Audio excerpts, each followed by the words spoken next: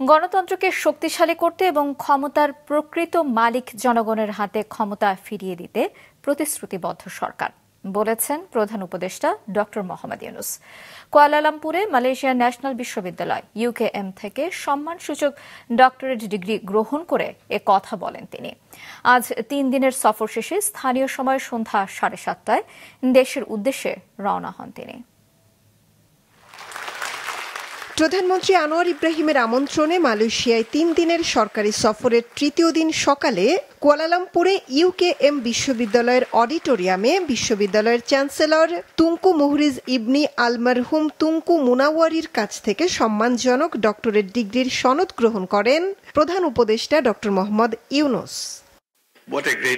এ সময় বক্তব্যে ডক্টর ইউনূস বলেন, 2026 সালের ফেব্রুয়ারিতে একটি অবাধ, সুষ্ঠু ও স্বচ্ছ নির্বাচন আয়োজনের জন্য কঠোর পরিশ্রম করছে সরকার, যাতে জনগণের হাতে ক্ষমতা হস্তান্তর করা যায়। Our government is focused on ensuring peace and stability. We are committed to strengthening democracy and giving power back to the rightful owners, the people of the country.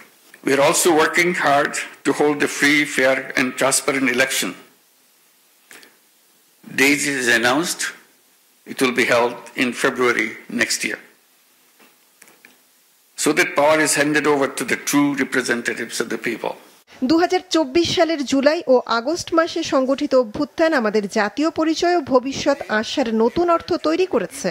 উল্লেখ করে প্রধান উপদেষ্টা বলেন, একটি ন্যায়সঙ্গত শাসন ব্যবস্থা, অন্তর্ভুক্তিমূলক অর্থনীতি এবং প্রত্যেকের জন্য সমান সুযোগের বাংলাদেশ গড়তে কাজ করছে অন্তর্বর্তী সরকার।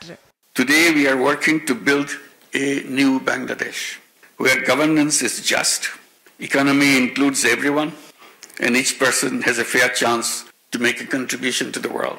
সংস্কারকে অগ্রাধিকার দিয়ে ডক্টর ইউনূস আরও বলেন, একটি শক্তিশালী ও সহনশীল বাংলাদেশ গড়তে অর্থনীতিতে বড় ধরনের পরিবর্তন প্রয়োজন। Reforms are our top priority. We need big changes in our economy. This includes supporting entrepreneurs, turning everybody into entrepreneurs, investing more in education and technology, and working closely with our international and our regional partners. এর আগে আজ সকালে প্রধান উপদেষ্টার সাথে দেখা করেন মালয়েশিয়ার শিক্ষামন্ত্রী YB ফাদলিনা সিদ্দিক। এছাড়া আজ মালয়েশিয়ায় বেশ কয়েকজন শিল্পপতি ও ব্যবসায়িক নেতার সাথে বৈঠক করেন ডক্টর ইউনূস। এর মধ্যে রয়েছেন মালয়েশিয়ার শীর্ষস্থানীয় কনগ্লোমারেট সানোয়ে গ্রুপের প্রতিষ্ঠাতা ও চেয়ারম্যান স্যার জেফ্রি চিয়া এবং মালয়েশিয়ান ধনকুবের সৈয়দ মুখতার আল বুখারি। বাংলাদেশের গৃহায়ন, বন্দর, শিক্ষা এবং স্বাস্থ্য খাতে তাদেরকে বিনিয়োগের আহ্বান জানান প্রধান উপদেষ্টা। মৌমিতা জান্নাত, মাছরাঙা সংবাদ, ঢাকা।